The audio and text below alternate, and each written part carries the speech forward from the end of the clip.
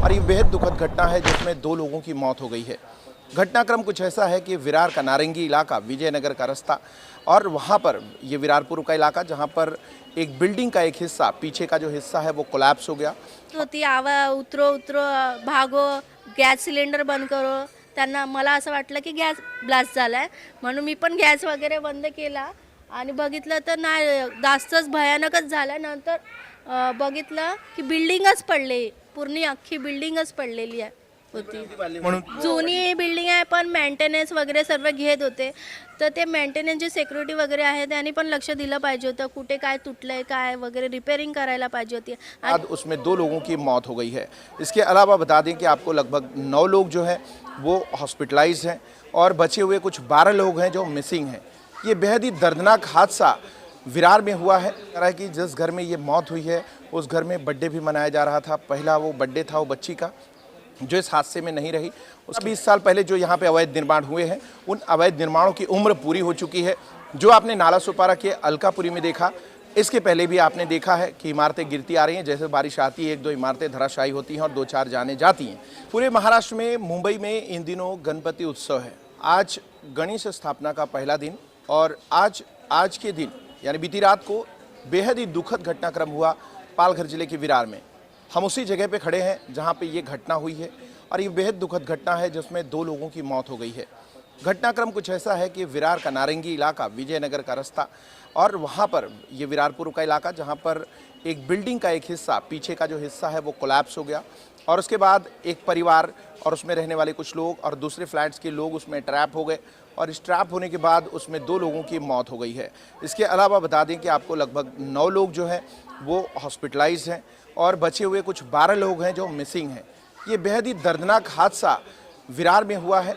जैसे ही गणपति उत्सव का पहला दिन लोग तैयारियों में जुटे थे और इस घर में बताया जा रहा है कि जिस घर में ये मौत हुई है उस घर में बर्थडे भी मनाया जा रहा था। पहला वो बर्थडे था वो बच्ची का जो इस हादसे में नहीं रही। उसकी माँ, उसकी उसके अलावा भी उनके परिवार के लोग जो है वो अभी भी घायल हैं।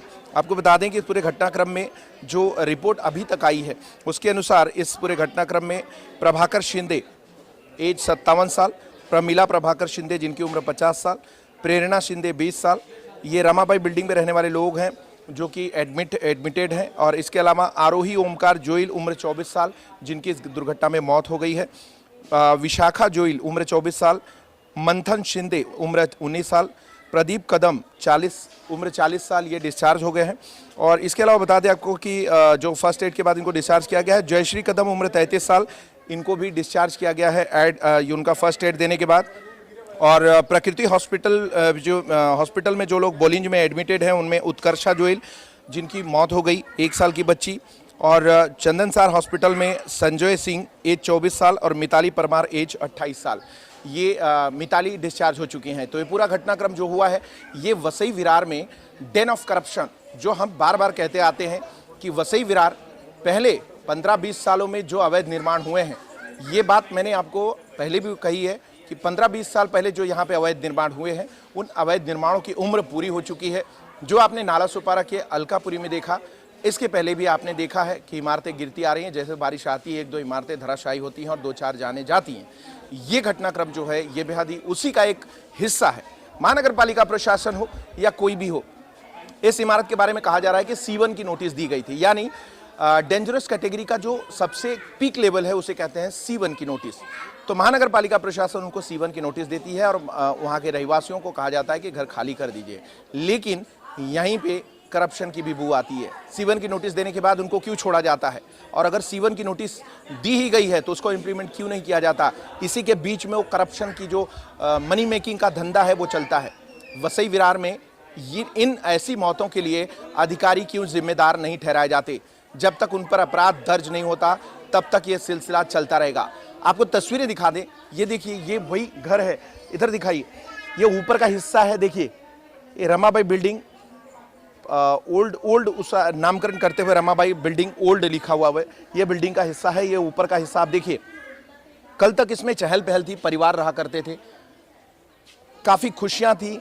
आज गणपति उत्सव का पहला दिन था, लेकिन कल रात को करीब 11:30 से 12 के बीच में यह हादसा हुआ है जिसमें कई परिवार प्रभावित हुए हैं। 12 लोग अभी मिसिंग हैं। आप देखिए वहाँ जरा मलबा दिखाई नीचे, वो मलबा है, उस मलबे में 12 लोगों के अभी गायब होने की खबर है। अब आप देखिए यहाँ पर अभी भी चूंकि उसमें जाने हैं लोग हैं, इस कारण ज़्यादा उसमें जेसीबी वगैरह भी नहीं चला जा सकती। दूसरी चीज़ आप देखिए स्लम्स हम दिखा रहे हैं, ये अवैध निर्माण के जो है प्रारूप है। देखिए कैसे कैसे बिल्डिंगें इमारतें बनाई हैं। ऐसी इमरजेंसी में भी न फायर ब्रिगेड की गाड़ियाँ जा सकती हैं न जेसीबी जा सकती हैं। उस तरफ दिखाइए तमाशबीन बने लोग यहाँ खड़े हैं और फायर ब्रिगेड की 2-2 3-3 गाड़ियाँ हैं।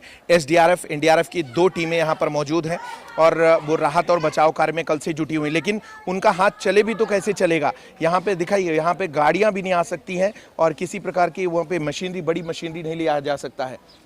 इस तरीके की परिस्थिति है और ये जो परिस्थिति निर्माण हुई है इसका पूरा श्रेय जाता है महानगर पालिका प्रशासन, उनके अधिकारियों और यहाँ के नेताओं को, जिन्होंने इन सब कार्यों को नज़रअंदाज करते हुए ऐसे अवैध निर्माण होने के बाद भी उस पर C1 की नोटिस देने के बाद भी कोई कार्रवाई नहीं की और परिवार इसी में रहते गए। और आप देखेंगे इसमें तमाम पैचेस लगे रहते हैं। जैसे ये जो इमारतें बनती है इससे क्वालिटी ऑफ वर्क बहुत पुअर होता है और उनकी एक लिमिटेड लाइफ होती है, लिमिटेड लिमिटेशंस होती हैं और लिमिटेड लाइफ के बाद वो जो इमारत है वो गिर जाती है। ऐसा पहला नहीं है, पहला घटनाक्रम नहीं है और ये पहली मौत नहीं है। ऐसा वसई विरार में होता आ रहा है। महानगर पालिका प्रशासन के अधिकारी, जो भी इस वार्ड के अधिकारी हैं या भी जहां भी घटना होती है, उन वार्ड्स के ऑफिसर्स के ऊपर एफआईआर दर्ज हो, तब जाके न्याय होगा, मुझे ऐसा लगता है। आपकी अपनी राय क्या है हमें कमेंट करके जो बताया। आपको दिखा दें एक बार, इधर दिखाइए, काफ़ी बड़ी संख्या में तमाशबीन है। कल से घटनाक्रम हुआ है, सुबह से लेकर शाम तक लोगों का तांता लगा हुआ है और दूर दूर तक ये खबर गई है कि इसमें एक बड़ा हादसा है जिसमें 2 लोगों की मौत हुई है और अभी भी 12 से 13 लोग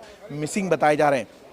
ये वही घर है जहाँ पर कल जो है खुशियाँ मनाई जा रही थी, बर्थडे मनाया जा रहा था, लेकिन वो 1 साल की बच्ची जिनका बर्थडे मनाया जा रहा था वो भी अब इस हादसे में नहीं रही हैं। बेहद ही दुखद घटनाक्रम है और इसमें अभी भी महानगर पालिका प्रशासनिक अधिकारी जो है ये कब चेतेंगे और इसमें किसकी जिम्मेदारी है, किनके कार्यकाल में ये इमारतें बनी हैं। जिनके भी कार्यकाल में इमारतें बनी हैं सबसे पहले उनके ऊपर गुना दाखिल होना चाहिए, तब जाके न्याय होगा। इस तरीके के मामलों में कभी भी कोताही नहीं बरतनी चाहिए। फिलहाल लोग पैसे बना के चले जाते हैं, अधिकारी यहाँ से तबादले कर लेते हैं और उसमें रहने वाले जो लोग पैसा देकर खरीद के घर लेकर आते हैं वो लोग इसमें ट्रैप होते हैं और उनकी जाने जाती हैं। तो कहीं ना कहीं ये पूरे भ्रष्टाचार का खेल है और इस खेल में जनता, आखिर में जनता ही मरती है। रात्री काय घटना झालेली, काय झाला होता, किती वाजता झाला होता घटना? आम्ही जेवण वगैरे 11:30 वाजता आमचं जेवण वगैरे झालं. आम्ही झोपायला जात होतो. माझा हस्बंड आणि माझा मुलगा झोपलेला होता आणि मी काय थोडंसं फोन केला मम्मीला माझ्या आणि फोनवरती बोलले. फोन ठेवल्यानंतर असंच मोबाईल बघत होती आणि खूप मोठा आवाज आला. तर मला वाटलं की फटाकड्या वगैरे फोडत असेल, गणपती येतोय म्हणून. तर नाही, पण असं मी असं एवढं तर मोठं फटाकडी तर नाही फुटत म्हणून खिडकी उघडली. सर्व धूर धूर सर्वीकडे धूर दिसत होता आणि आम्हाला वाटलं की सिलेंडर वगैरे कुणाचा फुटलाय. पब्लिक खालती तिथून कावकातून उतरत होती, उतरो उतरो, भागो, गॅस सिलेंडर बंद करो. त्यांना मला असं वाटलं की गॅस ब्लास्ट झालाय म्हणून मी पण गॅस वगैरे बंद केला आणि बघितलं तर नाही, जास्तच भयानकच झालं. नंतर बघितलं की बिल्डिंगच पडले, पूर्ण अख्खी बिल्डिंगच पडलेली होती. 12 वाजलेले, बरोबर 12 वाजता झालं. काही बर्थडे वगैरे साजरा होता? हा, जिथे जे वरती 4था फ्लोर होता ना त्यांच्या घरी गणपती होता आणि त्याच्या बाजूच्या रूममध्ये बर्थडे होता आणि त्या मुली, एक मुलगी म्हणजे 2 बहिणी आहेत त्या आणि एक छोटा भाव आहे. त्या भावाला ती डान्स शिकवत होती, ते मी बघितलं. आणि ती म्हातारी वगैरे अशी येत जात होती, अशी म्हणजे बोलत होती बाहेर गॅलरीत वगैरे. आणि सर्व झोपायच्या टाइम मग घरी गेले आणि बघितलं तर खूप मोठाच आवाज आला. काय माहिती, हे म्हणजे अचानकच सर्व झालं. विजयनगरला फर्स्ट टाइम असं झालेलं आहे, कधी असं झालेलं नव्हतं. हे आम्ही आता 20-22 वर्ष झाले आम्ही इथे राहतो, पण फर्स्ट टाइम झालेलं, असं कधी झालं नव्हतं. आमच्या इथे फर्स्ट टाइम असं झालेलं आहे. नगरपालिकेने सगळ्यांवर कारवाई करून काय ते त्यांचे प्रश्न सोडवावे काय असतील ते, कारण गरीब लोक राहत आहेत त्यांच्यावर काय. मागे तुम्हाला काय कारण दिसते? तो जुनी झाली म्हणून? जुनी बिल्डिंग आहे पण मेंटेनन्स वगैरे सर्व घेत होते. तर ते मेंटेनन्सची सिक्युरिटी वगैरे आहे त्यांनी पण लक्ष दिलं पाहिजे होतं. कुठे काय तुटलंय काय वगैरे रिपेअरिंग करायला पाहिजे होती. घेताना पण जे राहत होते त्यांनी पण विचार करून ही जुनी बिल्डिंग झाले, कशा इथे राहायचं, कशा घ्यायचं, ते सर्व पण त्यांनी पण लक्ष दिलं पाहिजे होतं. आणि बिल्डर काय तो तर लक्ष देत नाही. तो आपला बिल्डिंग बनवतो आणि लोकांना राहायला देतो आणि त्याचे पैसे जेवढे होतात तो आपला खिस्सा भरतो आणि लोकांचा जीव गेला लाखो मग नंतर तो येईल वगैरे त्याचा काही उपयोग नाही. बनवतानाच त्याने आधीच सर्वांनी जी बिल्डिंग बनवताना आधी व्यवस्थित चांगली बनवायची. महानगरपालिका घटना नको घडायला. महानगरपालिकेच्या अधिकाऱ्यांनी काहीतरी ते नोटीस पाडली होती, दिली होती. सर्वांना दिली होती. त्यांना 4 दिवस आधीच सांगितलेलं की रूम वगैरे खाली करायचं. सर्वांनाच दिले इकडे नोटीस. कारण इकडचे सर्व बिल्डिंग 6 महिने होतात लगेच बिल्डिंग तयार होते. बघा ही बिल्डिंग इकडची बघा ही 6 महिन्यातच तयार झाले आणि लोक त्याच्यात राहायला येणार. मग काय प्रॉब्लेम झाला मग असं तुटते. हो ती आत्ताच बांध तिकडचेच जे घर मालक आहेत ना सर्व भाड्याने इथं राहायला आलेत खाली करून असं.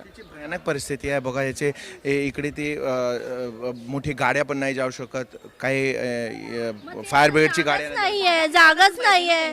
अरे बिल्डिंग बांधताना थोडी जागा तर ठेवा की नंतर स्पेस तर ठेवा. ऍक्सिडेंट झाला, काय प्रॉब्लेम झाला ॲटलिस्ट काय प्रॉब्लेम झाला तर निघू तरी शकतो. इथं माणूस त्याच्यातच मरेल. अजून जिवंत असेल तो सुद्धा अजून त्याच्यातच मरेल तो. कोणाची चूक आहे म्हणजे महानगरपालिकाची चूक आहे की तुम्हाला काय वाटते ते या प्रकारे जे काम सर्वांचीच चूक आहे. हा बिल्डर महानगरपालिका हे काय लक्ष देत नाही. फक्त येतात किती राहतात काय राहतात एवढंच दरवर्षी येतात तेवढंच केलं पाहिजे. आणि जी बिल्डिंग पोकल आहे काय आहे इथं ही ह्या बिल्डिंग आम्हाला पण बिल्डिंगचं हे कधी काय होईल आम्ही पण नाही सांगू शकत. आमचं 4-5 टाइम घराच्या आत झालेलं आहे. माझं 4था टाइम झालेला आहे. मी माझ्या मुलाला घेऊन बाहेर निघाली आणि ते किचनचं स्लॅब पडला. माझा मुलगा 4 महिन्याचा होता तेव्हा स्लॅब पडला मग ह्या बिल्डिंगमध्ये.